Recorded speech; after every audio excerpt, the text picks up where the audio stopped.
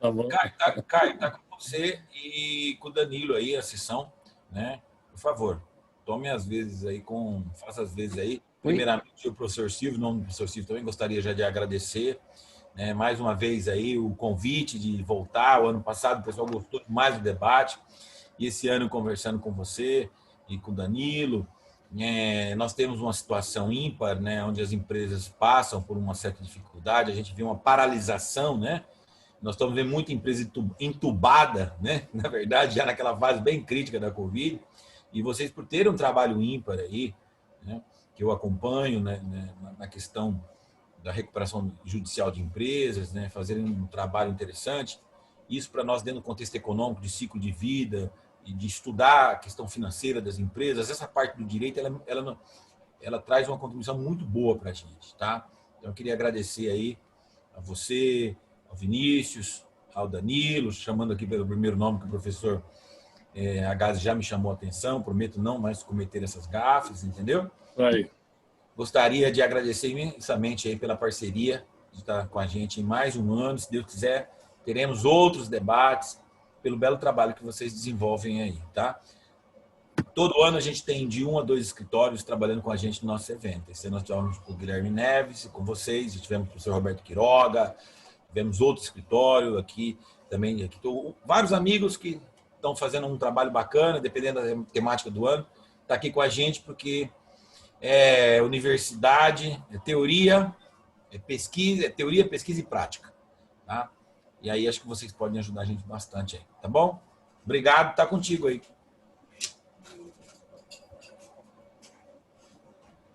Vamos, doutor Amaury, só retribuir todos os agradecimentos aqui que a gente tem, a parceria com vocês. É uma honra para nós fazer parte desse workshop, trazendo uma oportunidade de conversa, realmente é sempre a nossa temática aqui, um espaço plural, entre amigos, então realmente é uma honra para a gente. Só chamar que a gente está pronto, sempre, né? Sempre mesmo. A gente agradece o professor Silvio também. E a gente vai começar com o Dr. Ragazzi fazendo a exposição. E realmente tendências e práticas que a gente tem vivenciado no dia a dia, nesse ano totalmente atípico, né? E que a gente vai bater um papo aí com todo mundo sobre essa importante questão das recuperações aí nesse cenário tão grave da nossa economia.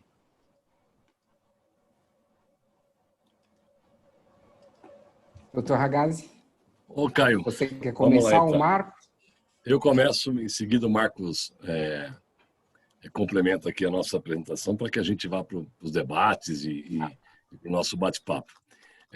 Eu gostaria inicialmente de agradecer ao professor Amaury, ao professor Silvio pelo convite, prazer estar novamente aqui com vocês, é sempre uma honra receber esse convite e poder participar do nosso workshop aqui. Então, muito obrigado pelo convite. Quero cumprimentar os meus sócios Caio, Danilo, Marcos Moura, também pela interação aqui que vamos fazer juntos. Eu gostaria de falar um pouco, inicialmente, sobre o papel da recuperação judicial no Brasil, né?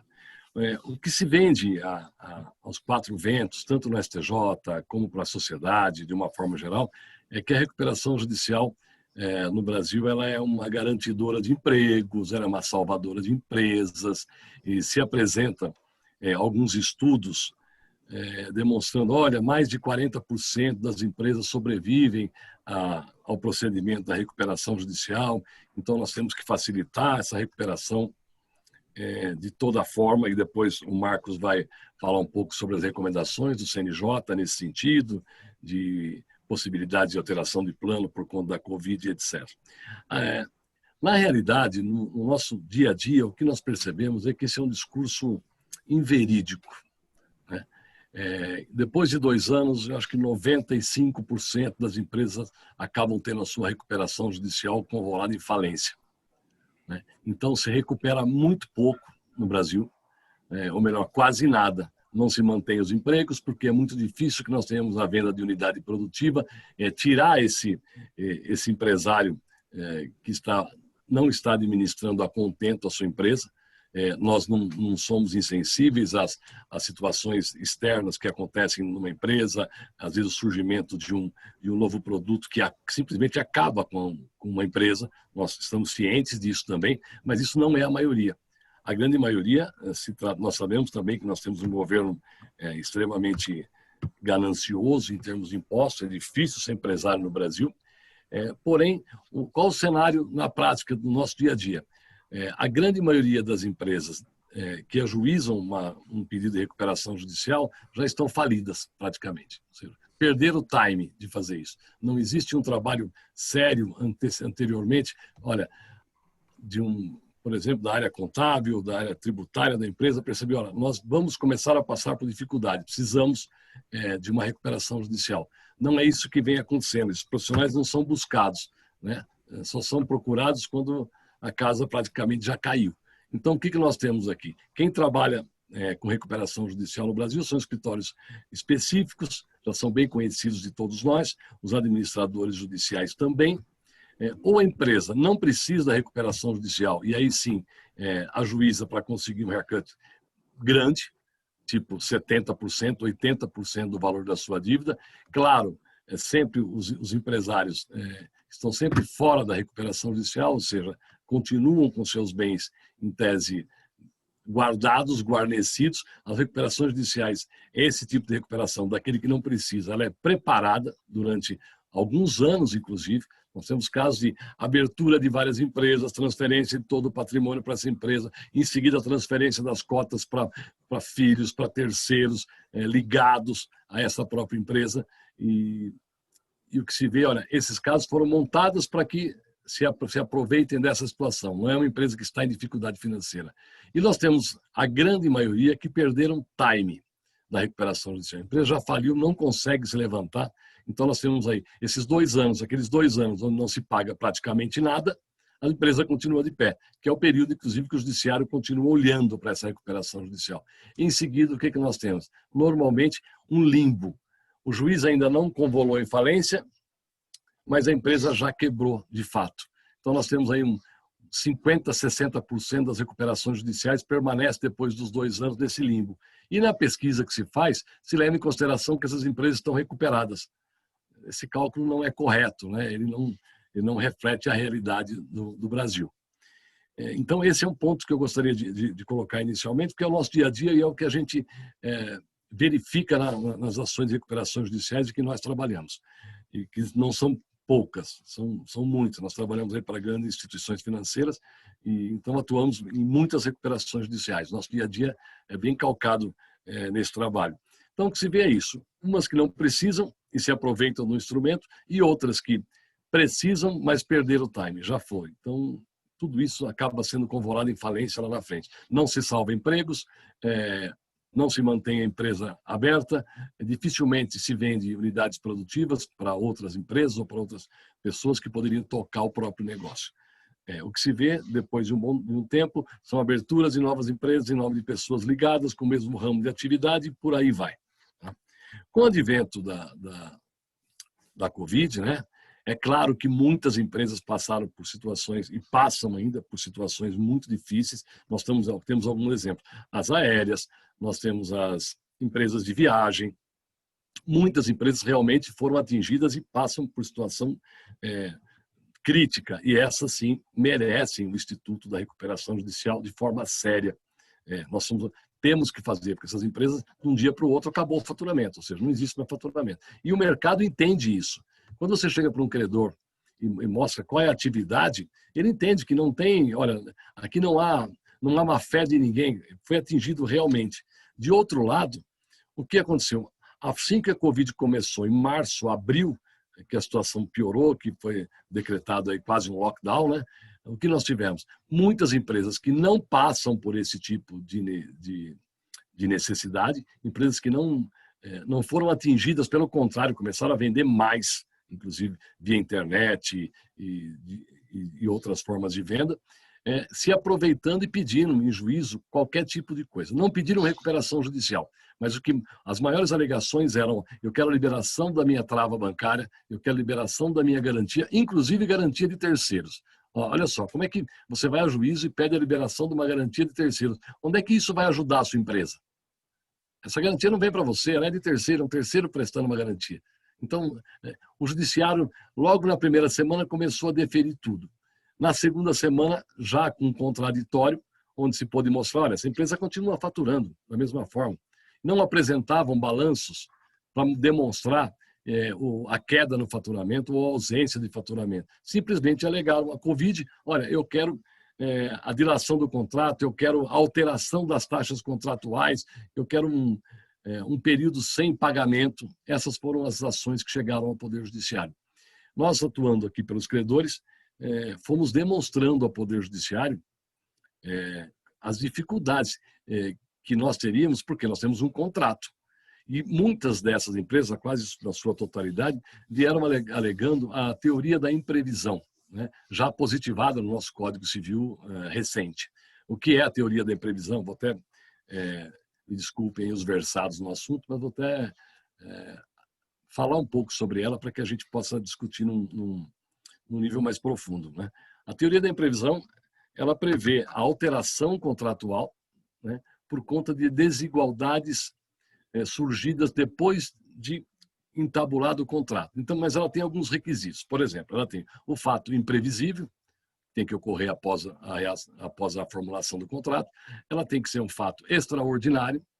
Nós temos que ter vantagem excessiva para uma das partes e onerosidade excessiva para a outra, né? Nessa questão da Covid, para a aplicação da teoria da imprevisão e que se pudesse mexer nos contratos, né? Porque o contrato é acordo de vontades. É claro que o Estado tem a possibilidade de adentrar os contratos, né? Mas é uma manifestação de vontade e o contrato é livre, né?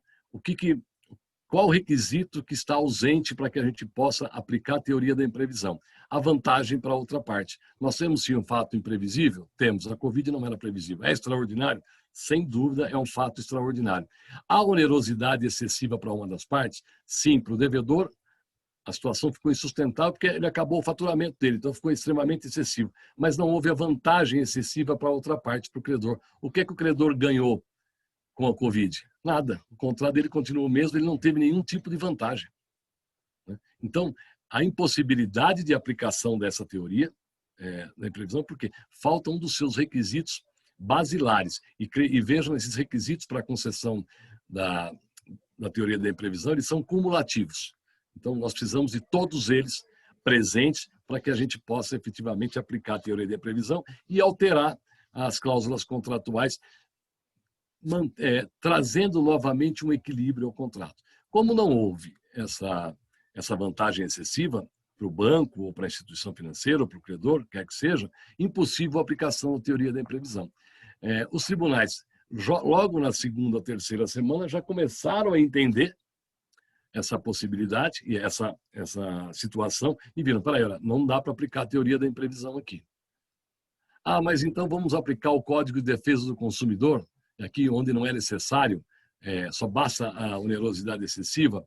Também não é possível porque se trata de insumo, né? O empréstimo bancário para empresas, nós não estamos falando aqui de relação de consumo.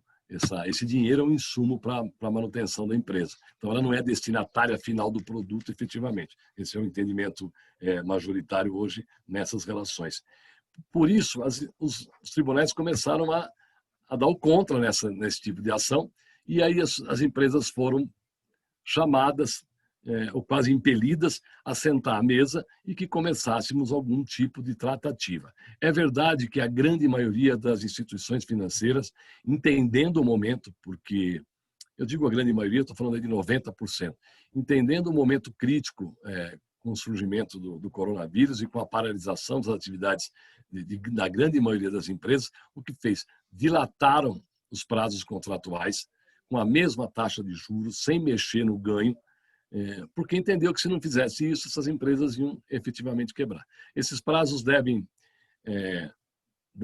ter o seu termo agora em janeiro, fevereiro, e aí nós vamos ter uma nova leva de discussões agora para essas empresas retomarem. Os bancos vão decidir se ajuizam as ações, né, ou se renegociam, entendendo a situação dessas empresas. Um ponto importante nesses pedidos foi que não se apresentou um balanço com a diminuição do faturamento.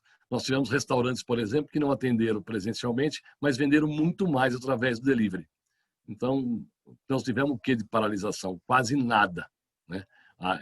Os serviços de entrega de alimentação cresceu assim, de uma forma assustadora. Mas é claro que nós tivemos aqueles restaurantes que realmente fecharam, não tinham estrutura para atendimento delivery e passam por essa situação. E também as empresas aéreas, as empresas de turismo, os hotéis, todo mundo, essas empresas sim tiveram os prazos dos seus contratos dilatados. Até então, a retomada é muito fraca ainda no turismo brasileiro, principalmente. Os aviões estão todos no chão, os hotéis estão aí com pouquíssima ocupação. Então, são empresas que, de outro lado, ainda precisam de uma tutela, ainda precisam de uma certa negociação para que esses contratos sejam diluídos no tempo, aí, essas parcelas, e que tenha tempo de voltar a faturar, não é? Nós temos, a título de exemplo, algumas empresas que simplesmente, nós vemos aqui no nosso escritório, aqui perto, restaurantes que fecharam, não reabriram mais, é verdade, não conseguiram. Então, a gente sabe que as empresas estão numa situação financeira bem complicada. Para essas, a recuperação judicial é viável, não é? E os credores entendem também, não adianta, vai quebrar a empresa. Ou você faz um acordo razoável e dê tempo para essa empresa, para que ela pagar. O problema é que sempre que se pede uma recuperação judicial, se vem com deságio de 80%. Né? Além do problema financeiro sério porque passa essa empresa, ainda se procura em algumas situações levar algumas vantagens em cima da outra parte que também não ganhou nada com o Covid.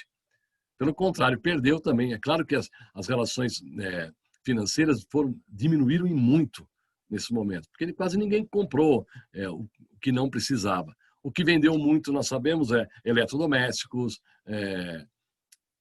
bens essenciais, os celulares continuaram sendo vendidos.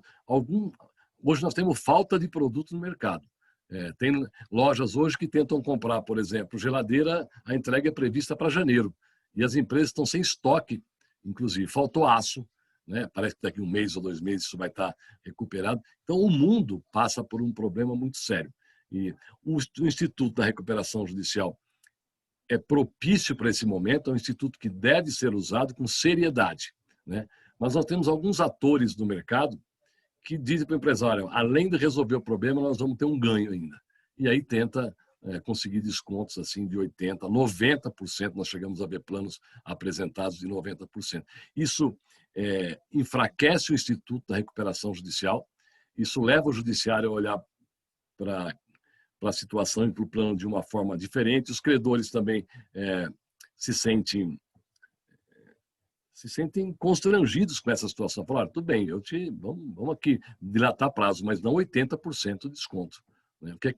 E aí nós temos algumas negociações, mesmo em execuções ainda, professor Mauri, professor Silvio, que os clientes chegam oferecendo 20% do valor da dívida nominal. Nós não estamos falando de juros, não, de nominal.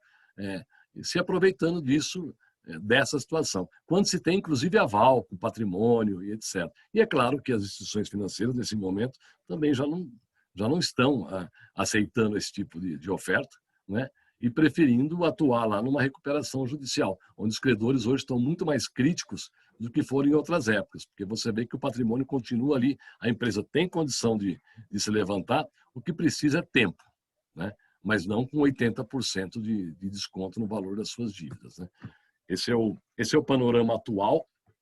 Nós temos,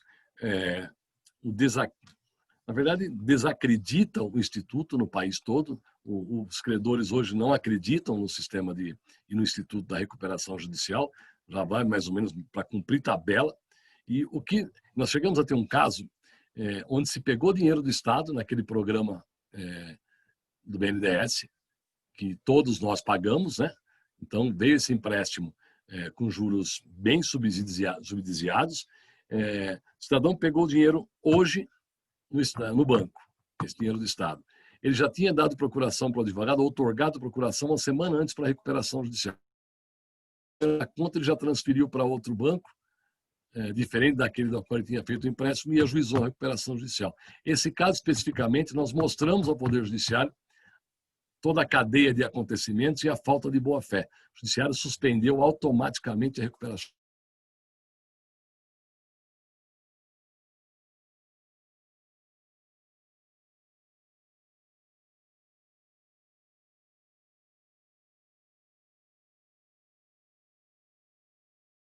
A essa situação. Outra discussão que nós sempre levantamos é qual foi o balanço apresentado para a recuperação, para pedido do crédito. Qual é o balanço apresentado hoje na recuperação judicial? Né?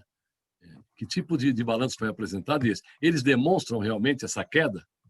Né? Nunca demonstram. Então, esse é outro ponto onde o judiciário se pega, onde hoje, na maioria das vezes, mas hoje nós temos perícia prévia. A maioria dos juízes determina a perícia prévia para o deferimento da recuperação judicial. Essas perícias não passam de um checklist. Né? Ninguém consegue fazer uma perícia em 2 dias, em 3 dias, total numa empresa. Então, as perícias, infelizmente, não são bem feitas. Normalmente, são feitas até por administradores judiciais, o que tira um pouco da isenção necessária numa perícia.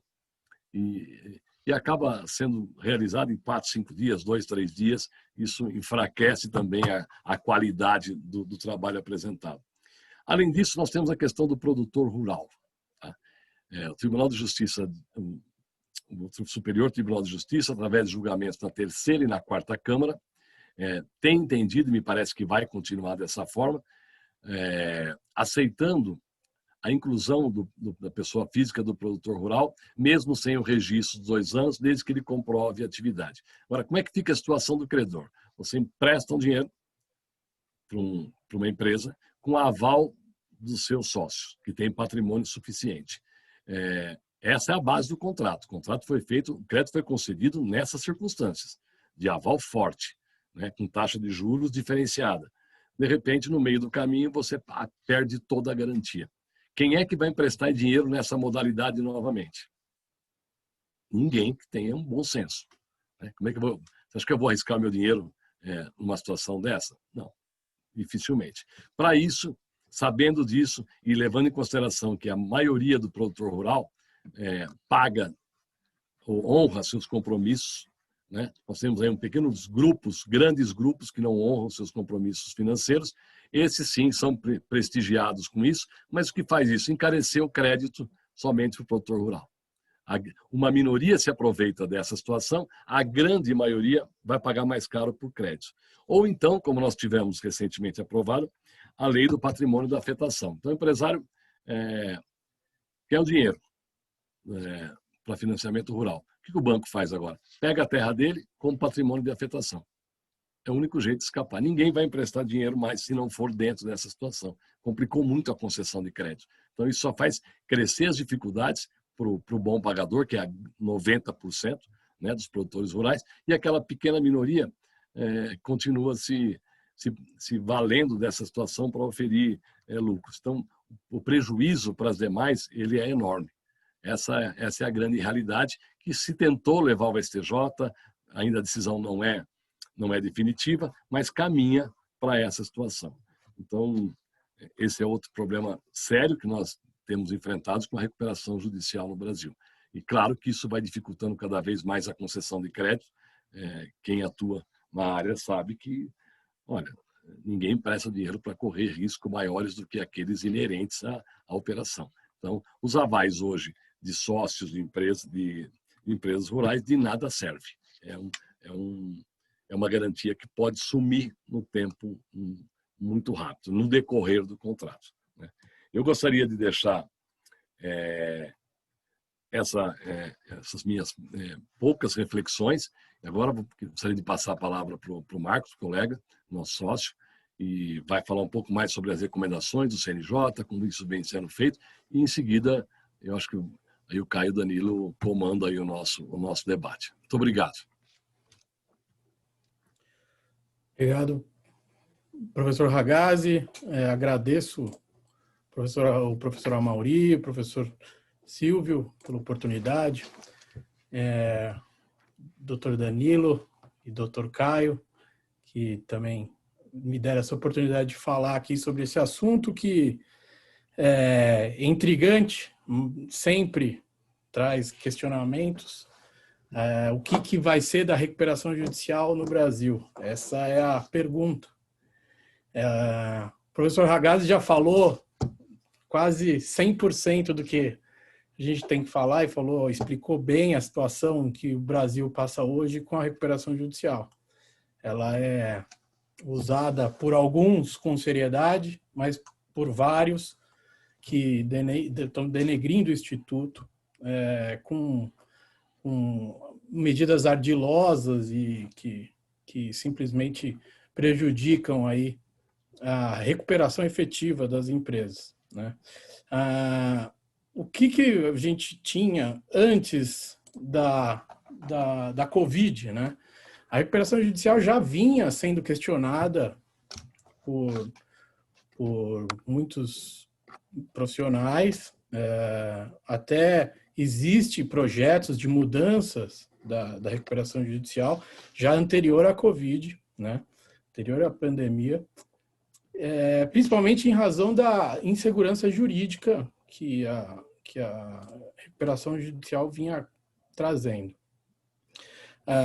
Uma questão que vinha trazendo bons resultados para a recuperação judicial era a questão das varas especializadas, mas que ainda não são em todo o país, né?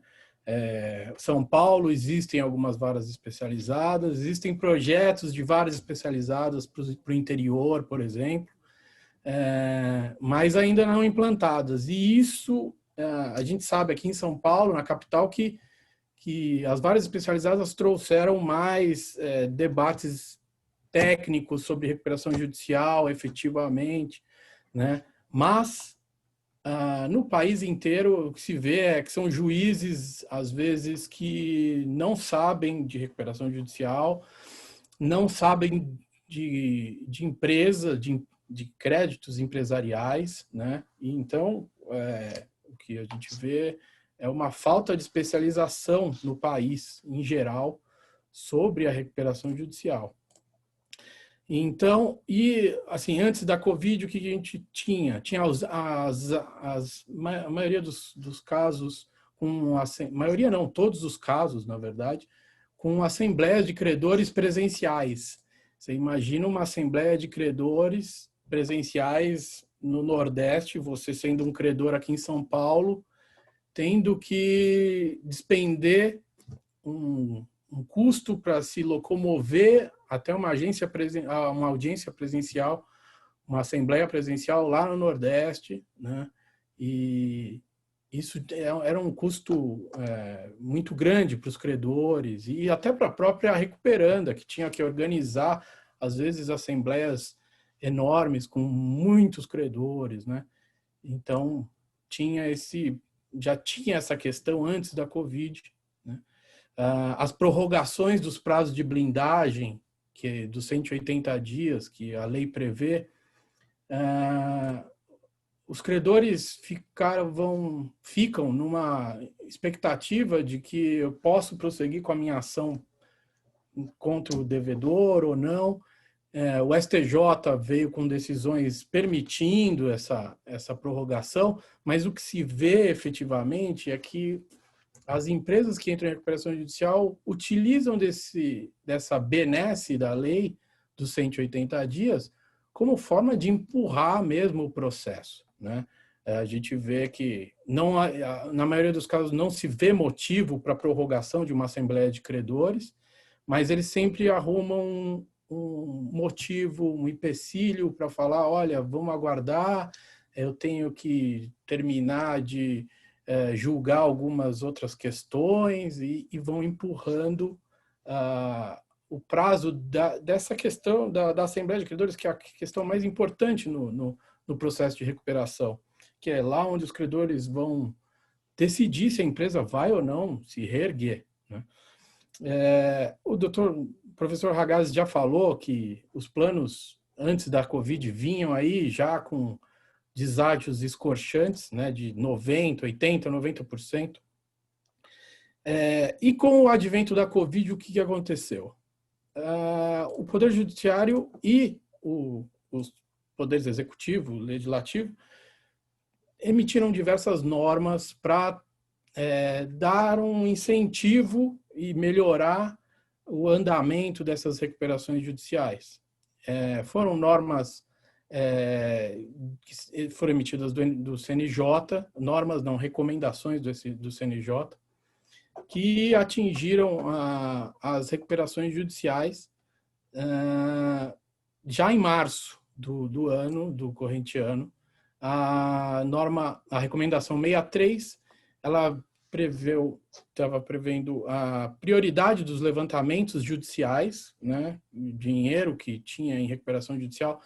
Então, ela recomendou que juízes dessem prioridade nesses levantamentos e a suspensão das AGCs presenciais, passando aí a assembleia virtual.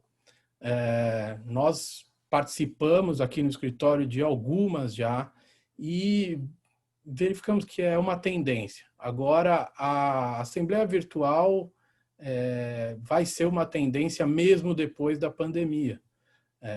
Diminui custo, é mais dinâmica, e os administradores judiciais e as empresas em recuperação vão ter que se adaptar com essa nova realidade. Acho que as assembleias virtuais trouxeram mais efetividade no momento das votações, das discussões sobre os planos de recuperação. Então, esse é um ponto que a pandemia trouxe aí positivo, né? Forçou essa questão da assembleia virtual. Na recomendação 63 do CNJ ainda veio a recomendação de prorrogação dos prazos de blindagem do stay period, que já vinham sendo aceitos pelo judiciário, na maioria das vezes. Mas nós sempre ressaltamos aqui, nós presenciamos casos de suspensão de stay period que já dura, do prazo stay period que já dura 3 anos. O STJ vem dizendo que o prazo pode ser prorrogado uma vez, 180 dias, mas o que se vê, alguns casos específicos aí, em algumas recuperações judiciais pelo país, é que tem RJ que deveria ter já terminado em 1 ano e meio, ela já está há 3 anos sem uma assembleia de credores, né? E aí, na recomendação 63, ainda também veio a possibilidade do devedor, trazer um plano modificativo, se ele já estivesse com o plano de recuperação aprovado. O que trouxe uma enxurrada de pedidos, né? Diversos devedores já com plano em andamento em razão da Covid, em razão de redução de faturamento, trouxeram novos planos de recuperação para serem modificativos ao plano para serem aprovados em assembleia. Também houve a recomendação 71, que instituiu uma recomendação de mediação e conciliação nos processos de recuperação judicial de recuperações judiciais e nas questões empresariais. Essa recomendação prevê que o devedor pode fazer essa mediação, ou pedido de conciliação, mediação, antes do pedido de recuperação judicial, ou até mesmo no decorrer da recuperação judicial. É uma medida louvável, que traz bastante efetividade aí para o devedor começar a conversar com os credores, mas efetivamente o que a gente tem visto é que são poucos os casos que estão se aplicando essa mediação e conciliação. Os devedores preferem já entrar com um pedido de recuperação e ver o processo andar e conseguir esse prazo de blindagem que às vezes traz mais medidas benéficas para eles, suspendendo pagamentos e etc. O São Paulo se adiantou, acho que foi São Paulo, Paraná e Rio Grande do Sul, se adiantaram com essa recomendação e montaram grupos de estudos, projetos pilotos, né, de mediação e conciliação para os casos de questões empresariais e recuperação judicial. E também veio a recomendação número 72, que veio especificamente falar sobre os procedimentos dos administradores judiciais nas recuperações judiciais, determinando a apresentação de relatórios específicos, relatórios padrões, de acordo com as orientações dessa recomendação. De fato, o que se via antes da pandemia e antes dessa recomendação 72 é que os administradores judiciais faziam como se cada um fazia de um jeito, a apresentação de relatórios, a apresentação de demonstrativos da empresa, de como estava sendo cumprido o plano de recuperação, e essa recomendação veio para padronizar e trazer mais publicidade de tais atos para os credores também não ficarem perdidos na recuperação judicial. Então, essas são as recomendações, essas foram as recomendações que foram feitas pelo CNJ sobre a tendência daqui para frente. É que existe um projeto de lei que é do deputado Hugo Leal, que ainda está em trâmite no Congresso, já foi aprovado, é o projeto de lei 6.299 de 2005, aprovado já pela Câmara dos Deputados, com diversos modificativos, né? Foi aprovado agora, durante a pandemia, em agosto de 2020, e ainda pendente de análise pelo Senado. O que esse projeto de lei, que a gente pode ver aqui de mudanças daqui para frente, para a recuperação judicial? Até fazer uma parte aqui, que o deputado Hugo Leal, ele tentou passar no meio da pandemia também um modificativo desse próprio projeto, prevendo uma suspensão de diversas questões contratuais, né, no país. Eles queriam passar um projeto a toque de caixa que impedisse os credores de promover execuções, de inscrever nome dos devedores em órgãos de restrição ao crédito, de impedir despejos, né? O projeto foi o projeto de lei 1397 de 2020. Então, ele previa suspensão de execuções, proibia a execução extrajudicial de garantias contratuais, ou seja, aqueles consolidação de propriedade pela Lei 9.514 de 97. Decretação, o projeto previa ainda a decretação de falência, né, e proibia a resolução de contratos bilaterais e proibição de cobrança de multas. Tá? Esse projeto chegou a tramitar no Congresso, mas não foi para frente, ainda bem, né? Porque seria um caos e mais uma insegurança jurídica, seria gritante essa insegurança. E então, o que nós temos aqui para frente? As críticas continuam sobre o procedimento de recuperação judicial, e o projeto de lei que está em tramitação no Congresso, que provavelmente deve passar aí, deve ter um lobby grande para passar. Ele traz as seguintes novidades, que é o financiamento na fase de recuperação judicial, que é o Deep Finance, que são empréstimos específicos para empresas em recuperação judicial, né? A ampliação de parcelamento das dívidas tributárias federais, a apresentação de planos aqui uma questão importante, que é a apresentação do plano de recuperação pelos próprios credores. Essa é uma possibilidade no caso do plano de recuperação da empresa apresentado por ela não ser aprovado, os próprios credores terão essa possibilidade de apresentar um plano alternativo.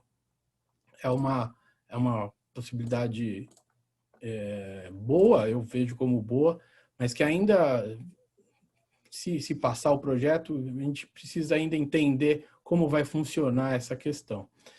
E na linha aí do que já até tem as recomendações do STJ, essa possibilidade na alteração direta na lei de recuperação para as conciliações e mediações antecedentes e incidentais à recuperação judicial. Então, o projeto determina que, previamente à recuperação judicial, seja observada a mediação ou a conciliação. Então, são esses os panoramas aí que a gente consegue vislumbrar aí depois da pandemia. O CNJ atuou tentando recomendar algumas para os juízes, fazer essas orientações, mas o que a gente viu é que até alguns juízes sequer observaram essas recomendações e alguns até indeferiram modificativos de plano, etc. Então, são essas as considerações aí com relação ao pós-pandemia, o que a gente teve, o que foi apresentado, e aí que remete a reflexões futuras aí do que pode acontecer com esse instituto. Obrigado.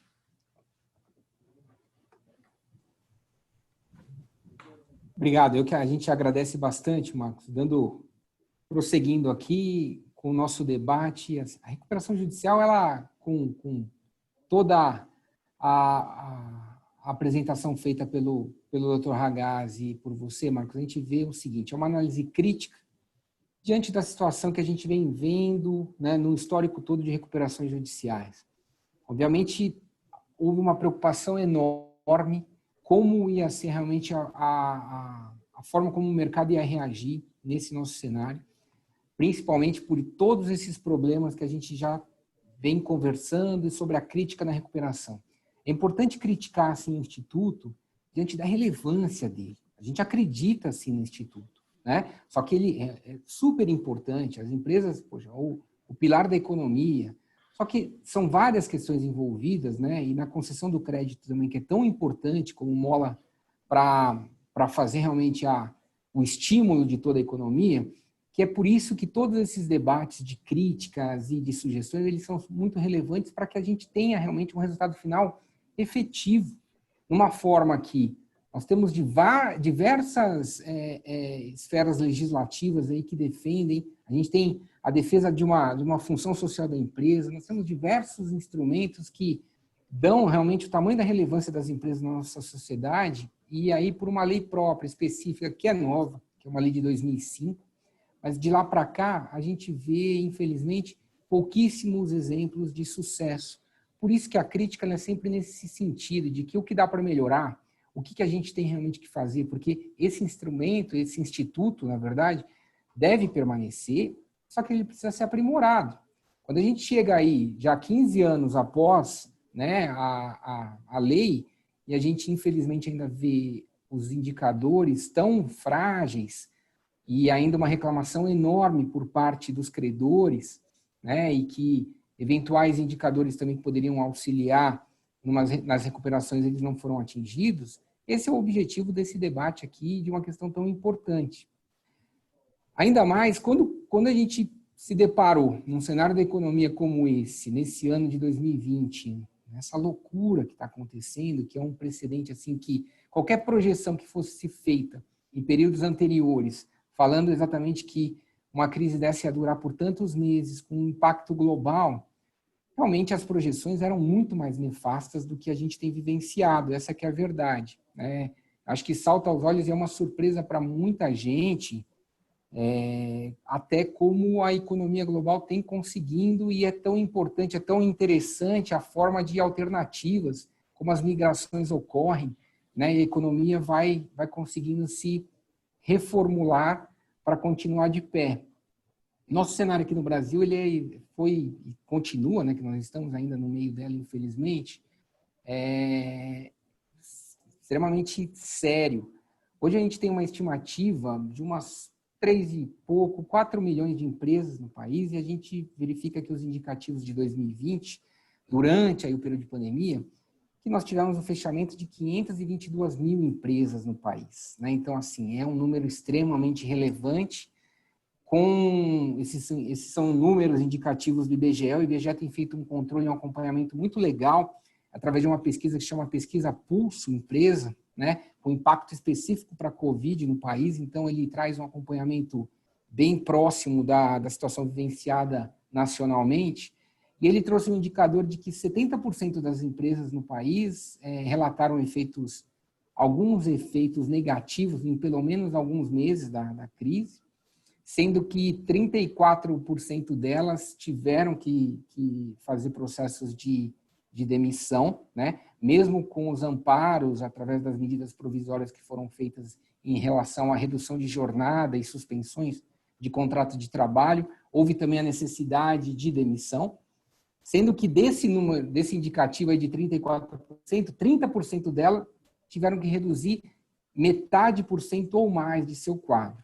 A gente verifica que no primeiro semestre de 2020, o Brasil perdeu 1.200.000 postos de trabalho formais, né? Então, assim, é muito significativo, porque se a gente faz uma comparação com relação ao cenário do ano passado, de 2019, 2019 teve um ganho, né? O mercado de trabalho tinha ganho 409 mil postos de trabalho. Então, a gente vê o tamanho do buraco, de uma crescente que existia para essa profunda modificação do cenário que a gente tem.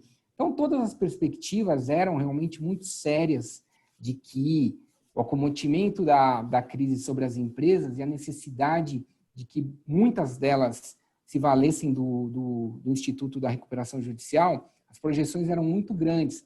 Tanto é verdade que o CNJ se movimentou, como o Marcos informou, através dessas recomendações, com diversas alternativas, para tentar trazer uma segurança e uma preparação, né, para que o judiciário ficasse ali a postos para receber uma enxurrada de pedidos nesse sentido. A gente vê ainda a preocupação de crédito. Outro levantamento feito pelo Sebrae é que só 18% das empresas que buscaram crédito nesse período conseguiram. Assim, é um indicativo muito complicado mesmo, né, de como tentativas de recuperação, quando aí num cenário de crédito ele acaba sendo muito limitado. E uma das questões, sendo bem sincero, da limitação é, sim, todo esse risco que nós possuímos nos institutos, né? Toda essa insegurança jurídica que a nossa sociedade vive. Então, num cenário realmente de que há necessidade de movimentação e do fornecimento de créditos, a gente vê 18%, e até os bancos públicos atuando muito fracamente nesse sentido. Então, é um cenário que preocupou, tem preocupado, e tinha uma projeção realmente muito agressiva de que o número de recuperações ia explodir e o judiciário sequer ia estar preparado. A CNJ, basicamente, tentou fazer uma estruturação, principalmente nos tribunais em que não existem câmaras especializadas para lidar com essa matéria, basicamente tentando uma política de mediação e de conciliação, o que a gente sabe também que tem sofrido pouco reflexo diante da dificuldade, né? Que quando você tem uma necessidade de concentração de credores, quando a situação já é mais crítica, e esse é um problema, o avanço que geralmente as empresas já estão num estado aí de insolvência para procurar o Instituto da Recuperação, esse processo também de negociação pré-judicial ali, de negociação com os credores, ele é muito complicado pela forma, o problema de compartilhamento de garantias, que agora a gente está vivendo uma mudança legislativa também nesse sentido, né? Mas ainda a gente tem um cenário, uma blindagem econômica complicada com relação à forma para essa maior concessão de crédito e uma maior possibilidade de negociações. Então, os tribunais tentaram se preparar para um tamanho de enxurrada de ações nesse sentido, mas até o momento os números eles não refletem uma quantidade tão grande, né, dessas recuperações distribuídas. A gente vem ainda um cenário, algumas projeções são que o processo de recuperação também ele é difícil, ele demora geralmente de 60 a 90 dias para que a empresa consiga se organizar, reunir toda a documentação, fazer toda a interface com o escritório que irá fazer a representação judicial, né, como do processo da recuperanda. Então, há a estimativa de que esse número ainda possa crescer, de que essa estimativa ainda possa chegar até o começo do ano que vem, mas em termos globais, ainda fazendo exceções pontuais de alguns meses em que tiveram indicadores maiores do que de 2019, a gente ainda vive um cenário que não teve essa repercussão tão grande dentro das recuperações. E nesse processo que a gente tem conversado sobre críticas ao Instituto e tentativas de melhoria, a gente tenta fazer uma comparação aí com o que o mundo tem feito, né? Porque o reflexo e o impacto ele foi global. A gente tem essa situação globalmente com esse mesmo tipo de problema. E nos chama a atenção algumas políticas que tentam sempre fazer esse processo mais de tentativa de negociação e de recuperação, mas com a menor intervenção estatal possível, né? A Inglaterra, recentemente, agora em julho, ela fez um ato governamental corporativo, que é uma tentativa justamente de tentar fazer uma fase anterior ao processo de recuperação judicial e ficando no meio termo. Não adianta deixar uma liberdade de negociação plena entre as partes, porque é difícil, né? Mas eu também acho que eu tenho que tentar afastar um pouco mais o Poder Judiciário diante da morosidade, dos custos envolvidos, e tentar fazer uma questão híbrida aí no meio do caminho, que foi esse processo de sugestão. Então, o que eles estão aplicando e estão propondo? Eu tenho um still period também, que é o período ali em que as cobranças e as execuções vão ficar paradas, mas é um período muito menor do que o nosso período, por exemplo, aqui legislativo aqui no Brasil de 180 dias. Lá, esse primeiro período de sugestão é de 20 dias, para que haja, assim, um respiro, já automático junto com os credores na negociação. Então, você faz um pedido, sim, judicial prévio para conseguir ter esse período de respiro, mas com a injeção plena e direta da participação dos credores também nesse processo.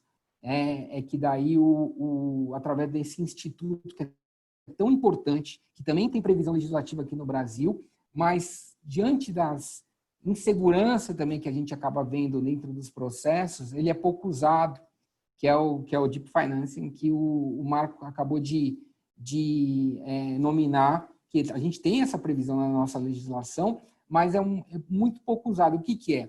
É aquele remédio financeiro específico, né, na concessão de crédito para as empresas que se encontram nessa situação e que acaba tendo umas benesses para quem é o fomentador, né, quem dá esse apoio financeiro nesse período.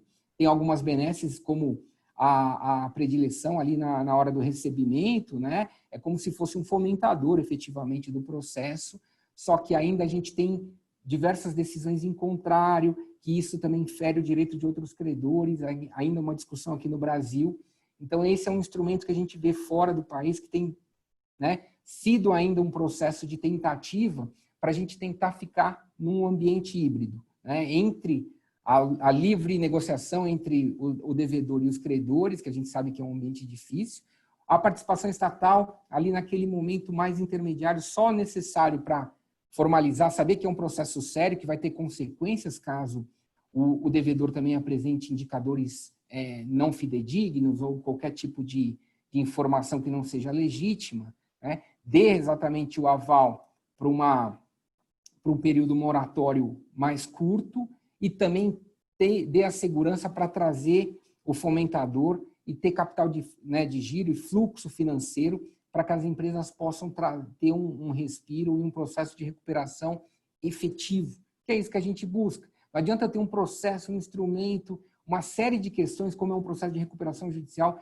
com diversos advogados envolvidos, administração judicial, o Poder Judiciário, né, assembleias, perícias, uma série de questões, e o resultado ali, para que todo mundo está envolvido, não é atingido. A gente acaba tendo um índice de recuperação extremamente menor ali do que era realmente o desejo de todos. Então, isso me chamou bastante atenção, esse modelo híbrido ali da Inglaterra e esse processo de fomento financeiro, que é bem importante, que acaba sendo uma das possibilidades de alternativa para a gente conseguir ter um processo diferente né, daquilo que a gente tem vivenciado, infelizmente, no nosso país.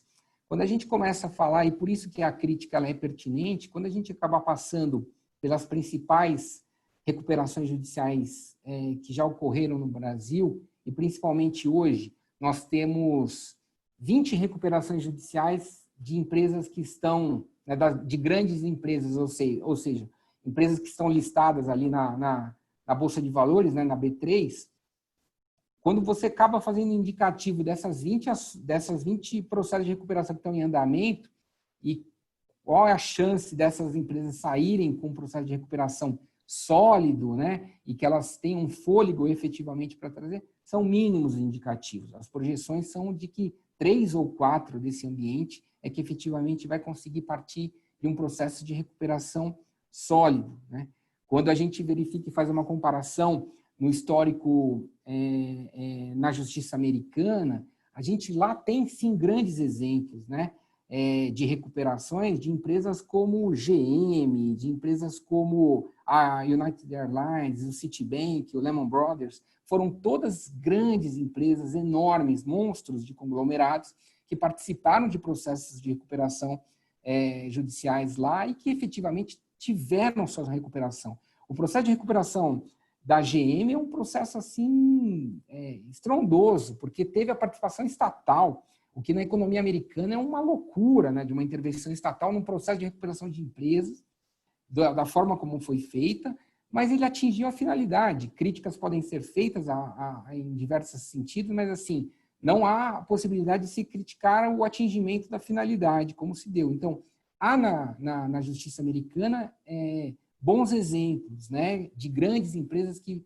participaram desse processo e conseguiram o sucesso tão aguardado por toda a sociedade nesse processo de recuperação.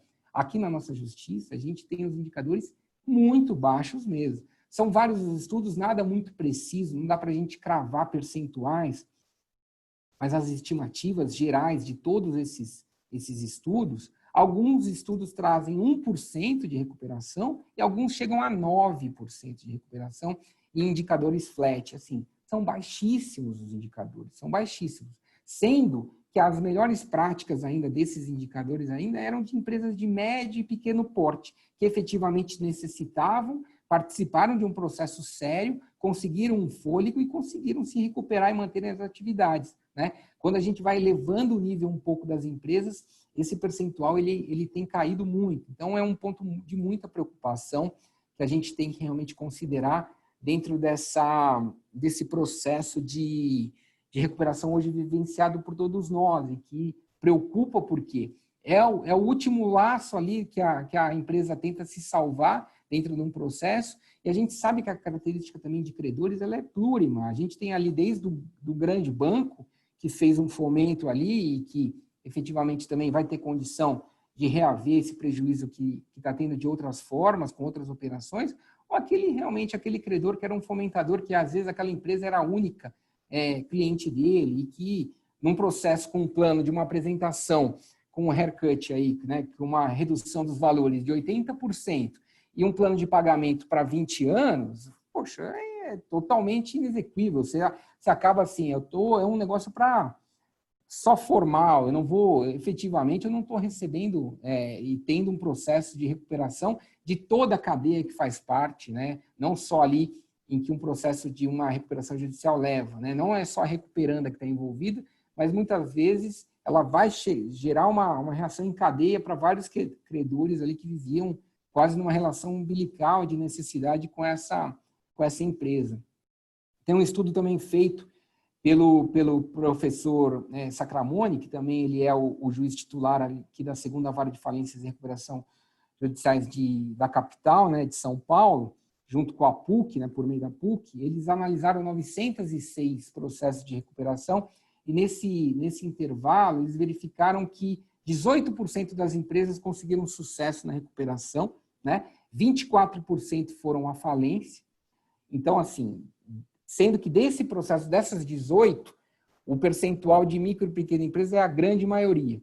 Só que daí a gente verifica, tá ok, 18 ali nessa análise amostral, que é muito maior até do que os indicadores macro do país inteiro, desde do início da recuperação instituída no país, então é um indicador até que foi superior, mas a gente fica, 18% recuperou, 24,8% ali, elas foram à falência. E o restante, os 57% restante, o que aconteceu?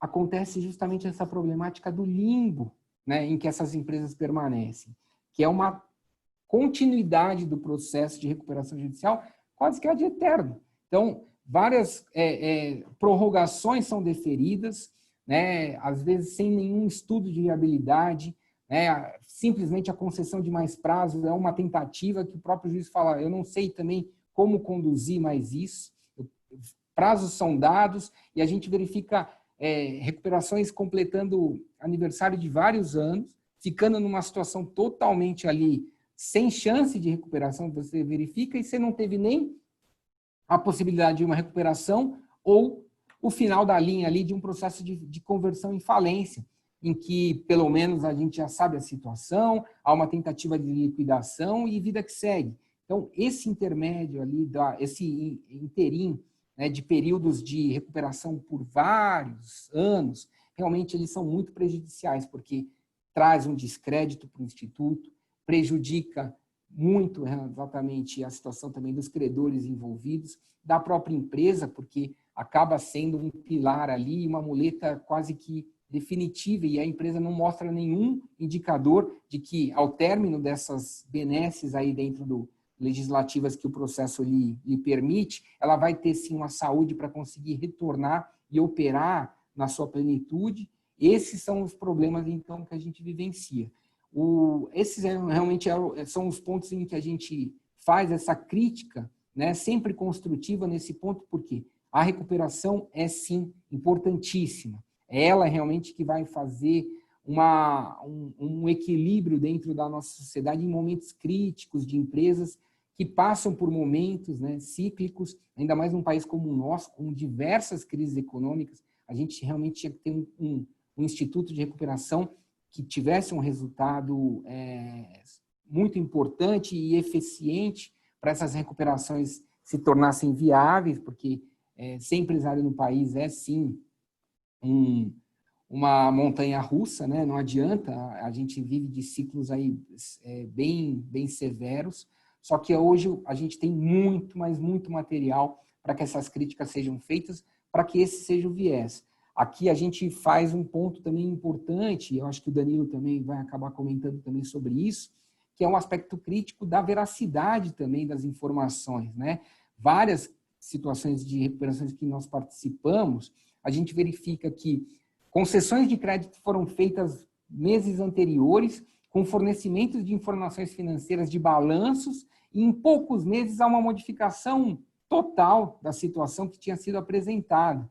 E o processo de responsabilização desses agentes que assinam balanços, que participam com relação a isso, ainda é muito baixo. A gente ainda vê pouca responsabilização nesse sentido, no intervalo de poucos meses, uma mudança muito significativa. Então, assim, há necessidade de um jogo mais fair, há necessidade realmente de que tenha uma participação de responsabilização de todos, porque o processo de recuperação é um processo que tem que ter uma conotação social, sim, porque há vários agentes envolvidos nesse processo de recuperação. Então, simplesmente, dá-se a tentativa de um ajuizamento para uma salvaguarda que ela não é real, para ganhar um tempo, para não pagar as dívidas e não ter nenhum processo de responsabilização em decorrente disso, a gente está ferindo de morte um instituto tão indispensável, né, para todas as nossas empresas no país. Esses são os nossos pontos e os nossos processos de observações, e a gente fez um destaque ainda importante num país em que o que está salvando no nosso país hoje é o agronegócio. O agronegócio é um movimento, realmente tem movimentado a nossa nação, e infelizmente a gente tem toda essa crítica que a gente tem feito do processo de recuperação, também tem feito muito dentro das recuperações que estão sendo ajuizadas por produtores rurais, né? Então, isso também causa um grande problema no mercado como um todo, na hora da concessão de crédito, na hora do fornecimento de crédito. Realmente não é falácia, isso impacta sim na hora da análise, porque um fornecimento de crédito, como o Dr. Ragazzi falou, para uma pessoa física, foi feita a análise da pessoa física e meses posteriormente, quando a dívida ela tá chegando para ser saldada, há a surpresa de que não é mais uma pessoa física, se tornou ali um produtor, né, podendo a fazer o processo de ajuizamento da recuperação judicial. Então, tudo isso tem uma conotação sistêmica muito perigosa e que há necessidade realmente de intervenções, de correções, para que a finalidade de um instituto tão importante, indispensável, e que a gente vê bons exemplos no direito comparado, ele seja realmente elevado o nível dentro do nosso país, para que a gente realmente tenha um processo mais verdadeiro nessa questão de recuperação, ou sequer, quando a recuperação não for possível, realmente se parta, né, infelizmente, para um processo falimentar, que é uma consequência lógica. O problema é esse meio do caminho, esse processo de limbo em que a insegurança jurídica acaba reinando. Doutor Danilo, contigo. Muito obrigado, Caio. Boa tarde, pessoal, novamente. Gostaria de parabenizar o evento em nome do professor Amaury, professor Silvio. Já nos falamos pela manhã e uma manhã de debate muito rica também, como está sendo esse início de tarde agora. Gostaria de agradecer também todos os meus sócios, em nome do professor José Luiz Ragazzi, do Caio Madureira, do Marcos, por nos disponibilizar essa oportunidade também de estar aqui para a gente trocar um pouquinho de experiência. Como bem falaram todos eles, e acho que esgotaram muito bem toda a parte de direito material, da atualidade com a situação do Covid, e de dados, né, e números, como trouxe muito bem o Caio, além do tempo que me resta muito pouco e de matéria para ser tratada aqui, eu vou aproveitar para falar um panorama geral, o que eu acho, e até para me redimir daquela nosso debate da manhã, que talvez tenha ficado um aspecto meio pessimista da minha pessoa, quando a gente estava tratando com o professor Guilherme e o professor Pegg sobre desigualdade e tributação, né? Que eu falei que eu não acredito numa reforma tributária no atual cenário, da forma como estamos hoje, efetiva. Por outro lado, eu acredito muito no Instituto da Recuperação. Como muito bem falou o Caio, falou o professor Ragazzi, o Instituto existe com fundamentos, com premissas, com mecanismos para que a gente possa reerguer, revitalizar uma empresa que momentaneamente não consegue financeiramente dar andamento aos seus trabalhos, às suas atividades. Porém, a gente tem, com certeza, pessoas que se beneficiam disso. E acho que a gente tem que separar um pouco as coisas, né? O Covid veio quando ninguém esperava, o mundo não esperava uma situação de pandemia. Então, acho que nós estamos passando por um procedimento de maturação para se chegar a um nível de resolução disso. O que eu quero dizer com isso? Eu vejo, dá para perceber nitidamente, por exemplo, com as recomendações do CNJ, né? A pandemia no Brasil foi instaurada em 11 de março. Dia 31 de março saiu a primeira recomendação assinada pelo TOFO, CNJ. Logo depois vieram uma série de recomendações diferentes e uma muitas vezes contradizendo a outra passada e muitas vezes interferindo de forma direta na legislação da recuperação judicial, na própria lei que já existia ali, inclusive suspendendo prazos de preclusão e de execução, sem delimitar qual seria essa suspensão de prazo, deixando uma insegurança jurídica muito grande. Então, o que eu quero dizer com isso? Eu acho que a gente vai precisar passar por um processo de maturação até chegarmos numa efetiva atividade judicial, tá? Tanto do legislativo quanto do judiciário, do executivo, que nos dê uma certa segurança jurídica diante dessa situação de pandemia que nós vivemos do Covid-19. A gente vê, dentro dessa matéria que estamos debatendo hoje de recuperação judicial, que existem pessoas que se beneficiaram, mas não foi só dentro da recuperação, do Instituto da Recuperação Judicial. A gente viu isso, nós como operadores do direito, nós sofremos isso na pele com os nossos clientes, que nós vimos muitas pessoas jurídicas ou pessoas físicas tirando vantagem disso, tentando estagnar responsabilidade de cumprimento de contrato de prestação de serviço, tentando se valer de óbice, de pagamento, de contratos de locação, muitas vezes de imóveis comerciais. Então, assim, isso aflorou de uma forma onde, infelizmente, invariavelmente, a cultura do brasileiro é de tentar tirar uma vantagem. E aí, como bem falou a Gazi, o judiciário abriu os olhos para isso. No primeiro momento, houve uma judicialização em massa, em que todo mundo que invocou Covid conseguiu, seja uma tutela antecipada, uma liminar, atingir o seu objetivo. Depois foi sopesado aquela excessividade do pedido sobre a Covid, e ficou muito claro que muitos estavam se beneficiando, e o tribunal, ou mesmo o juiz de primeiro grau, na hora de sentenciar o mérito do processo, viu que aqueles fundamentos invocados em torno do Covid, eles não estavam sendo usados de uma forma real. E reformaram suas decisões valendo-se de um estudo do caso concreto, um estudo onde demonstra que aquela invocação de uma situação de Covid vulnerável, ela não vem desse momento da pandemia, ela já vinha de antigamente. Então, isso com o tempo, o judiciário foi e vai amadurecendo ao ponto de conseguir chegar numa equalização onde tenhamos seguranças jurídicas. Agora, no entanto, é nítido o movimento de pessoas que se beneficiam dessas recomendações, desses alargamentos de situações em decorrência da pandemia, para tirar proveito em cima do Instituto da Recuperação Judicial. Um tema que assim, até o Caio comentou, eu queria deixar a título de questionamento até para o Ragazzi, para o Marcos falar, e eu acho que é muito oportuno, por conta do próprio workshop de integração tributária e contábil que a USP está promovendo, como que ficaria a situação do contador na declaração e assinatura do balanço daquela empresa que apresenta números que não são factíveis. Essa é uma pergunta que eu gostaria de deixar no debate, até por conta do horário, a gente não tem muito mais como alongar, mas são duas, aproveitando, só para eu terminar a minha explanação, duas perguntas que eu gostaria de deixar aqui nesse momento. Como ficaria a situação de um contador que assina um balanço nesse sentido?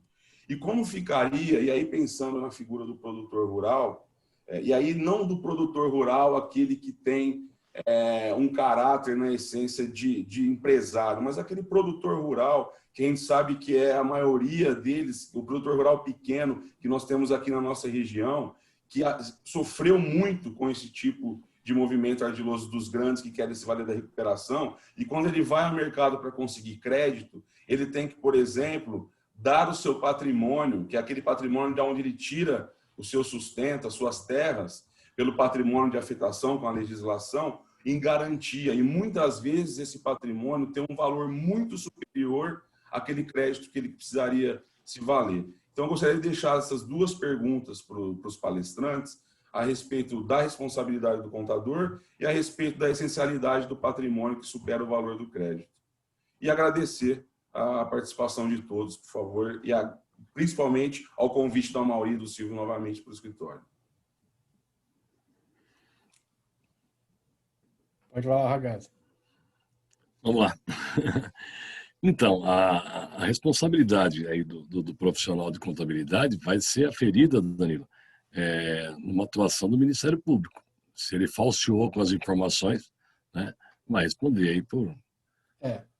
Até aproveitando aí, essa questão da responsabilidade do contador, ela é prevista, inclusive, na Lei de Recuperação Judicial.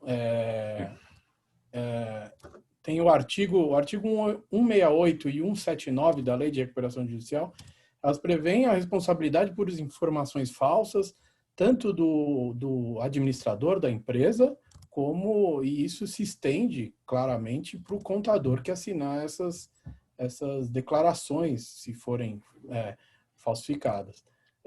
Além dessa responsabilidade criminal da Lei de Recuperação Judicial, Danilo, a responsabilidade também pode ser civil, lógico, com alguma indenização, né?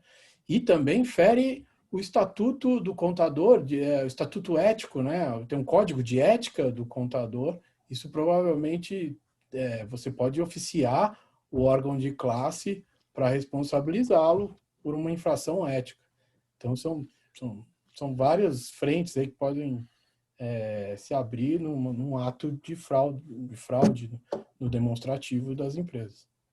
E quanto ao produtor rural, ao pequeno produtor rural, ele é vítima dessa orquestração e ele com certeza vai ter mais dificuldade em obter crédito e vai pagar juros maiores. Foi o que a gente falou no início da nossa apresentação, que ele é o sério, é o que paga em dia e é o que vai ser mais prejudicado por essa atuação na tentativa de inserir na recuperação judicial também o produtor rural, pessoa física. Se vocês me permitem, Danilo, Caio, eu fiz várias anotações aqui. Primeiro, parabéns aí pelo aspecto, né, elucidativo do tema. Eu acho que tem muita informação, eu acho que traz uma luz para quem está de fora sobre o problema de recuperação judicial. Fiz uma pergunta aqui, se o Danilo me permitir. Posso, Danilo? A primeira era basicamente assim, né? O professor Ragazzi, por favor, não sinta-se ofendido, né? Claro que não. Pela sua barba branca. Então, o senhor tem um olhar longitudinal, talvez maior do que o nosso, né? Que a barba já está branca, a minha ainda não, né? Mas não sei, a sua está curta, não dá para saber. Exatamente. Então, assim, por esse olhar, assim, na tua fala, ficou muito claro essa figura, né, do percentual de empresas, de fato, né? O Danilo também ressaltou isso de uma forma bem clara, né? O Caio, o Marcos também, em vários momentos, trouxeram essa figura. Parece assim, como estancar os mecanismos de oportunismo, e aí também aproveitaria para o Marcos também falar um pouquinho, num novo projeto de lei. Eu sei que não é fácil combater o oportunismo, mas assim, nessa leitura, e às vezes o tempo nos dá uma sabedoria e um olhar que diz, gente, amigo, se você colocar um gatilho de entrada como este, não sei, talvez o senhor tenha que olhar você tem para esse fim? Porque é um instituto interessante, mas assim, igual a gente vê o Pronamp aí, o Pronap e tal, né? Todo mundo correu, porque jura 2%, então as pessoas não estão assim. Você não criou mecanismos, né? A Receita mandou a carta para mim, a empresa de prestação de serviço, que eu faço dou aula no curso, alguma coisa, dizendo que eu tinha dinheiro para pedir, mas eu falei assim, eu não tenho essa necessidade. Para que eu vou lá pegar um dinheiro se eu não tenho necessidade? Né? Não, mas é 2%, o gerente falou para você, é fantástico, você pode pegar 150 mil reais. Amaury, só para botar uma pimenta nessa sua colocação, nós temos fila para compra de carros importados de alto custo no Brasil, com esse dinheiro, inclusive. Muitos empresários pegaram esse dinheiro e saíram comprando um carro de 400, 500 mil reais. Se for comprar um carro importado hoje de alto custo, você fica na fila aí esperando aí 6, 7 meses. Como eu joguei no colo do senhor e do Marcos a revisão da lei, que gatilho que vocês colocariam? Como que vocês lidariam com tentar minimizar esse oportunismo? Eu acho, vou aqui o Marco se me franquia a palavra, eu acho que a questão não está na mudança da lei. O nosso país quer mudar comportamento com a lei, né? Nós sempre fazemos o caminho contrário. Nós queremos mudar o comportamento da sociedade editando uma lei. A mesma coisa aconteceu com a lei do compliance. Por que nós temos mais seriedade hoje? Por causa da lei. Ao contrário, né?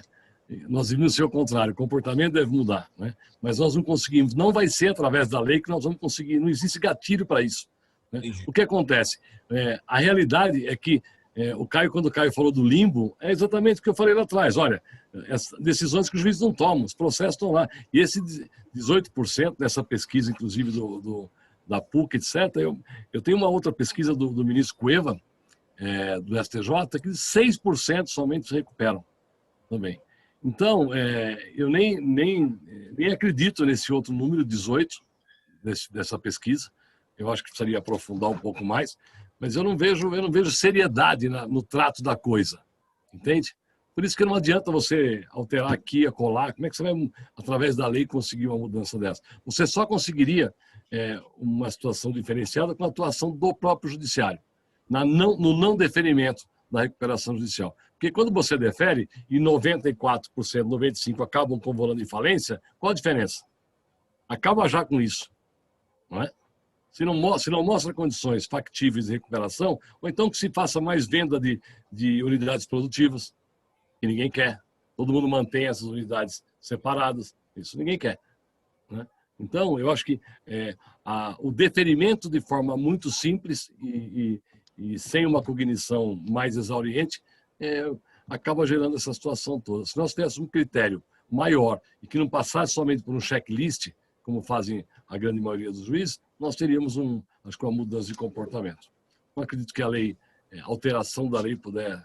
Até porque, Mauri, nós temos situações recentes agora, onde alguns tribunais simplesmente relativizam o Instituto da Alienação Fiduciária por conta da situação. Então, a lei no Brasil vale o que manda os tribunais, não o que está escrito na lei.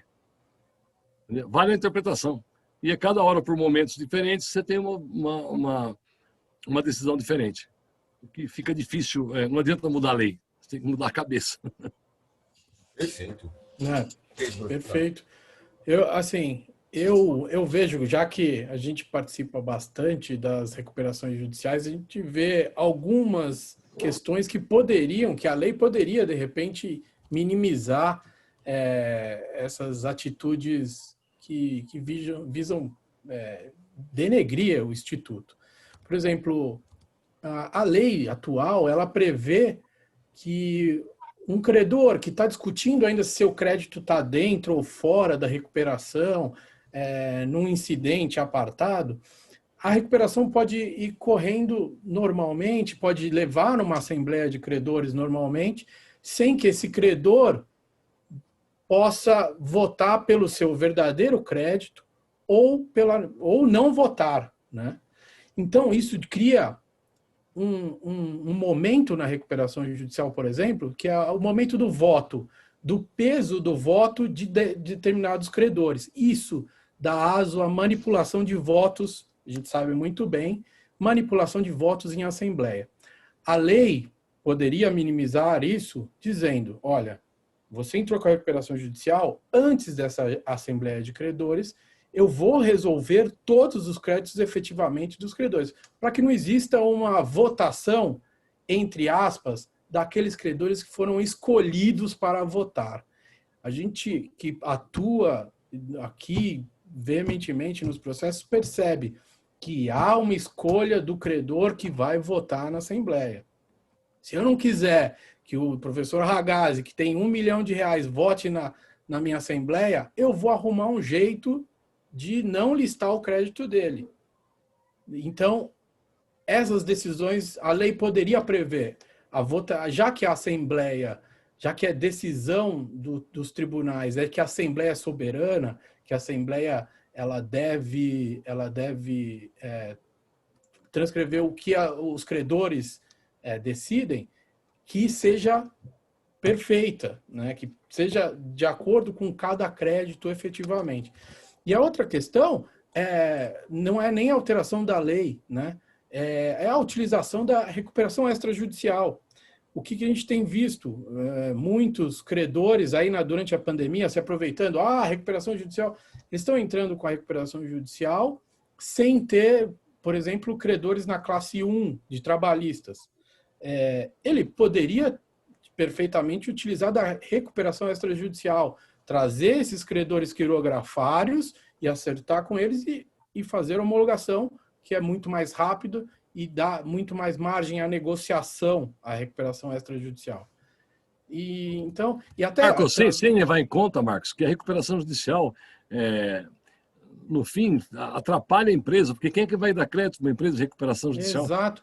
Fica muito difícil Se você vier com uma recuperação extrajudicial já pronta, com seus credores, logicamente, a recuperação extrajudicial tem essa limitação de não poder incluir créditos trabalhistas, mas aí também tá uma possibilidade. O projeto de lei poderia prever a extrajudicial também para créditos trabalhistas. Qual o problema? São várias questões. Eu acho que a essência, Mauri, é essa que o Ragazzi e o Marcos falam. A gente já tem, por exemplo, a maior problemática que a gente falou aqui, que é sobre os critérios para concessão efetiva da recuperação. É o critério legal, está lá já.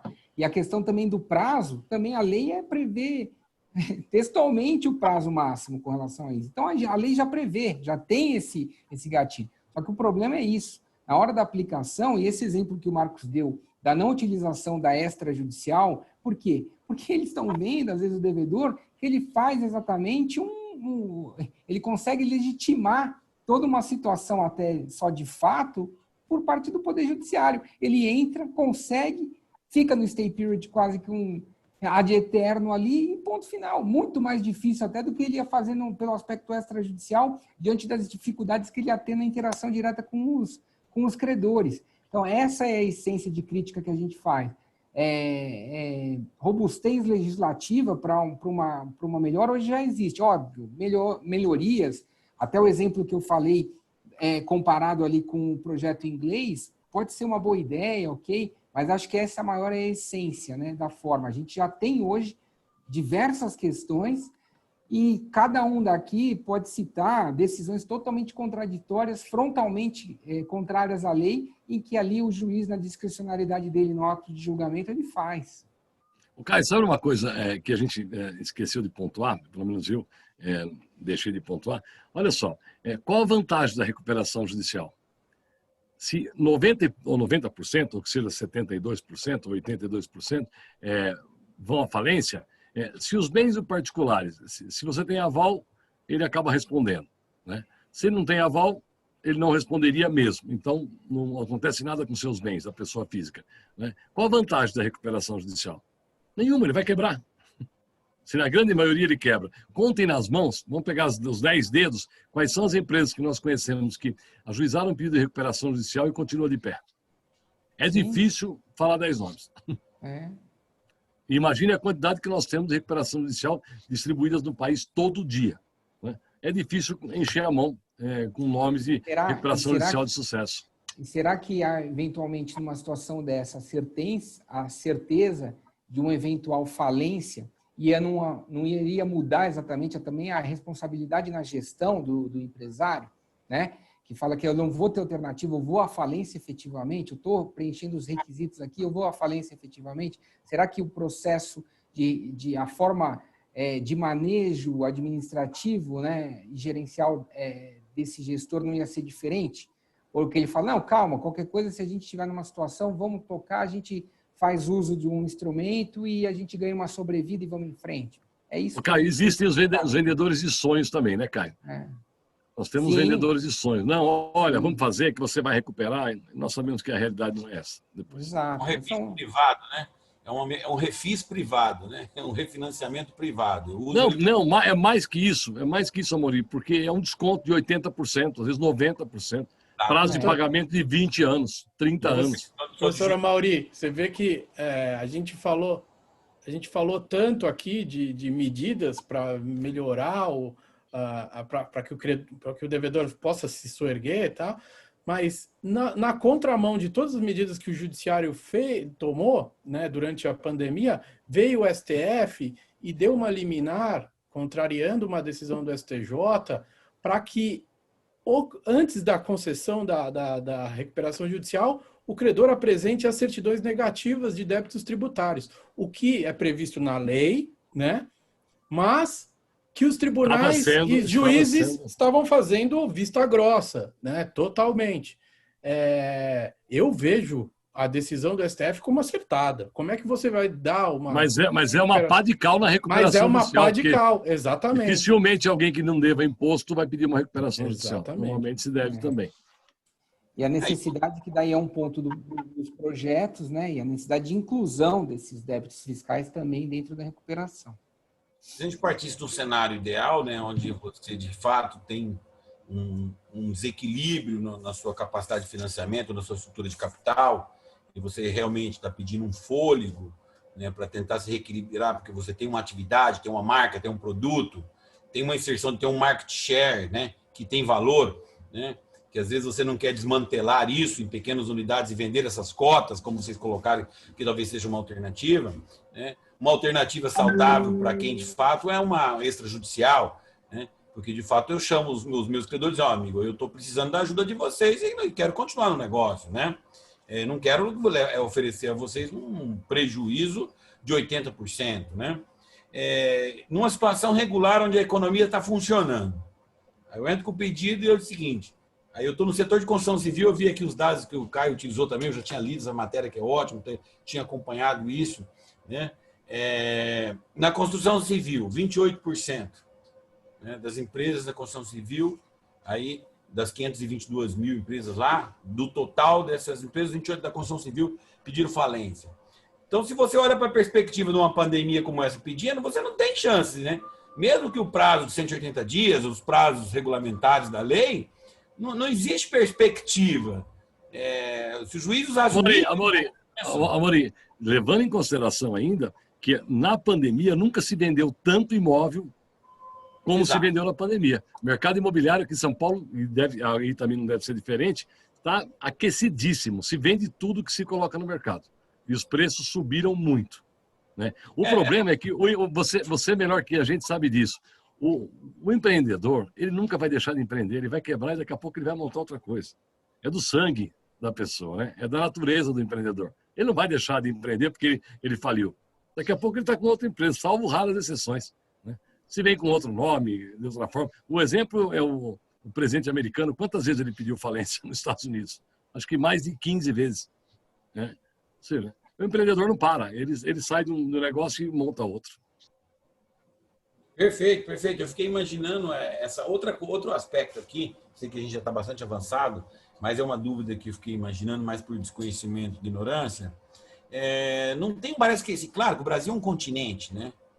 Mas é um continente que, se você pega 40% da economia, está no Sudeste. Então, não lhes parece, seria mais lógico nós tivéssemos uma jurisdição centralizada, especializada, como aí eu vou usar a experiência da Receita Federal, é o seguinte, olha, esse grupo aqui só trabalha indústria química, só trabalha grandes contribuintes, então assim, pedido porque aí eu criaria um grupo de contadores especializados, economistas, um grupo de juristas especializados, que a hora que a empresa chega e fala, amigo, desculpa aí, não passa nem na porta.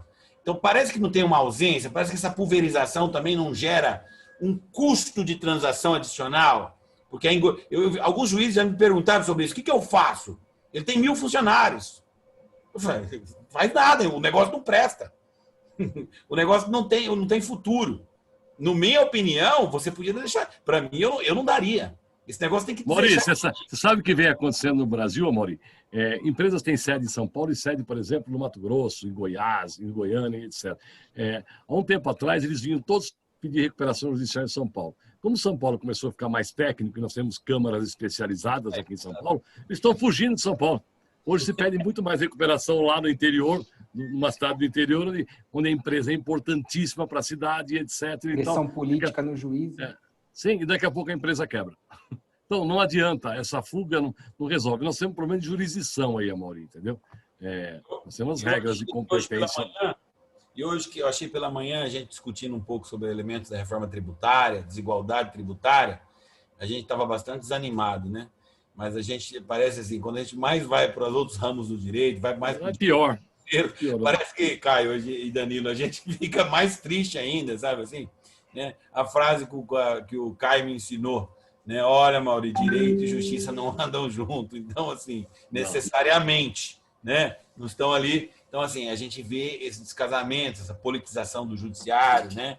Isso fica bastante difícil. Ô, Mauri, você falou de tributação desigual, né? Me vem duas coisas à cabeça aqui. O TCC da minha filha em Relações Internacionais foi o Imposto Rosa. Minha filha falou, pai, tudo que é para nós é mais caro, o que é para a mulher é mais caro. O desodorante da mulher é mais caro do que o do homem. Né? Tudo é mais caro. E também me vem à cabeça que como é que pode uma pessoa que recebe R$1.000 por mês de salário e uma que recebe 20 pagar o mesmo imposto sobre qualquer tipo de produto? Isso vai dizer, é de uma desigualdade absurda, não é? Realmente é um excelente debate, entendeu? Acho que o senhor tocou aí nos pontos de desigualdade, porque as preferências, né? Quando eu tenho sobra de renda, eu qualifico o meu consumo, né? Quando eu não tenho sobra de renda ou poder aquisitivo e mais ou menos a minha renda de sobrevivência, né? E aí, de um certo modo, isso gera muita desigualdade. Por isso que o consumo em si, sendo mais leve, e a tributação, né, do patrimônio, da propriedade, as embarcações, o jatinho do Paulo Nobre do Palmeiras, a lancha do Neymar, ajudaria a gente a combater um pouco da desigualdade. Não tem problema andar de lancha, mas paga 4%, né, de PVA. Né? Caio, está contigo aí, você fazer o fechamento, e com o Danilo. Poxa, Amaury, é realmente um fechamento de agradecimento. O tema é muito gostoso, a gente realmente...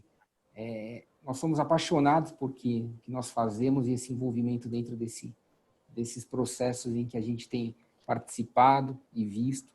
E o objetivo aqui nosso foi trazer de uma maneira bem clara que alguns aspectos e índices objetivos tornam essa discussão muito concreta, né? Não são críticas ao vento.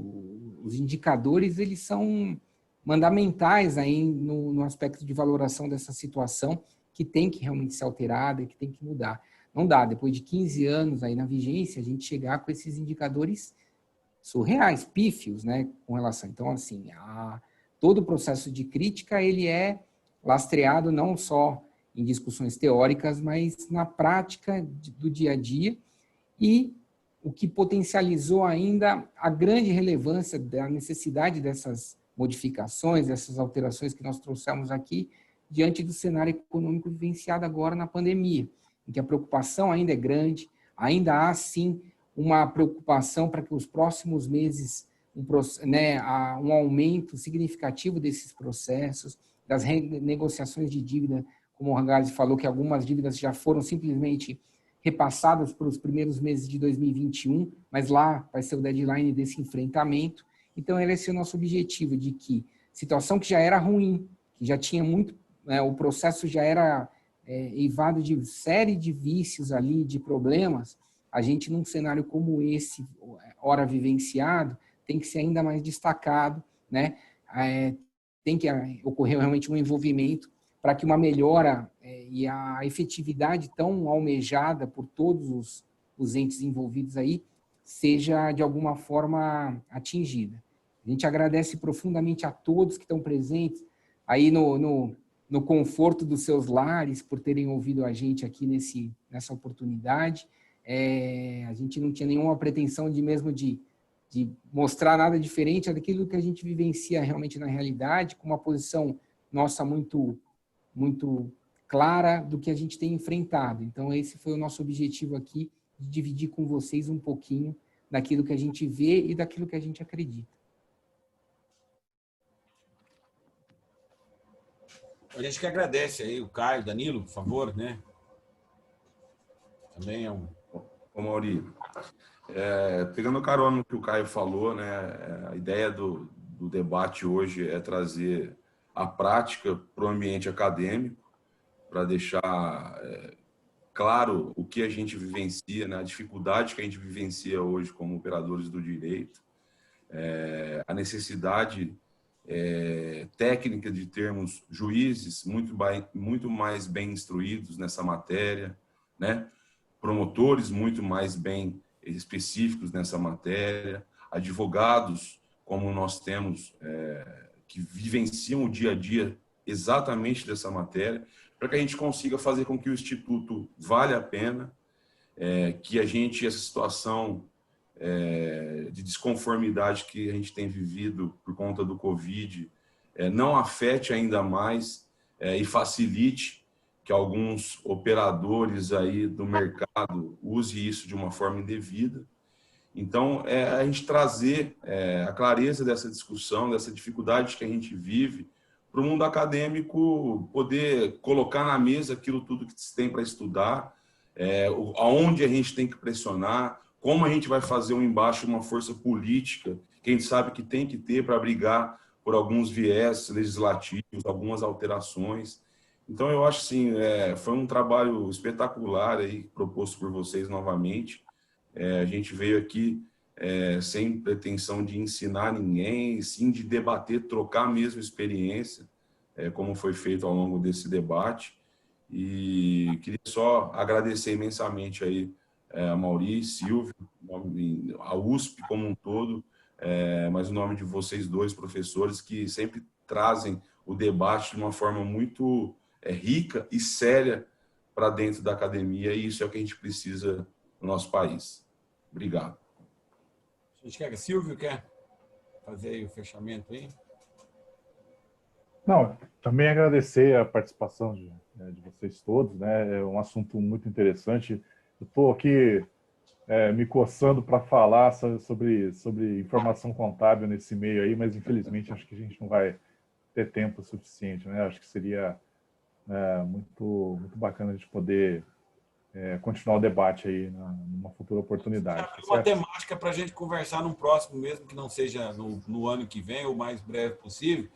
A gente podia fazer uma abertura aí de alguns cases, né? Para a gente lidar um pouco, já que vocês nos provocaram que eu posso ir para a cadeia, os meus colegas podemos puxar. Então, responsabilidade, né, Silvia? Aí tem uma questão do papel da auditoria envolvido, o papel da contabilidade. Assim, e essa leitura que vocês colocaram aí da qualidade dos números, né? Uma coisa bastante séria. A gente também tem algumas pesquisas aqui que o pessoal faz sobre, né, na nossa universidade, o professor Botelho, tem conduzido algumas pesquisas sobre recuperação judicial, mas gostei, acho que você abriu aí uma oportunidade da gente, uma hora, conversar com os dados na mesa, assim, a gente pode trabalhar aí num debate com case aí específico, tá? De dados públicos, até para a gente mostrar, né, essas falhas, né? Porque a parte da contabilidade, a gente tem condições tecnicamente de falar um pouquinho mais, né? Legal. E aquela questão de que as empresas realmente não mostram quebra, isso é fato. A gente mostra por meio de balanço que os caras que estão pedindo recuperação não precisariam, olhando para o balanço, não. Certo? Falta essa visão na recuperação judicial. Falta muito. Tá bom, obrigado, viu? Obrigado a todos. Obrigado, pessoal. Obrigado. Professor José Luiz aí, é sempre um prazer. Obrigado, Mauri. Essa liderança aí tá com a gente. Grande abraço. Convidamos vocês aí, na sequência nós vamos dar início com o professor Pedro Anceles e o professor Silvio, né, falando um pouquinho aí do debate de reforma tributária e seus impactos no agronegócio. Se vocês tiverem disponibilidade de quiserem continuar com a gente aí, já estão convidados, tá? Na sequência aí nós já vamos iniciar nosso segundo painel, conduzido pelo professor Silvio e o professor Pedro Anceles. Muito obrigado, professor. Obrigado, boa tarde.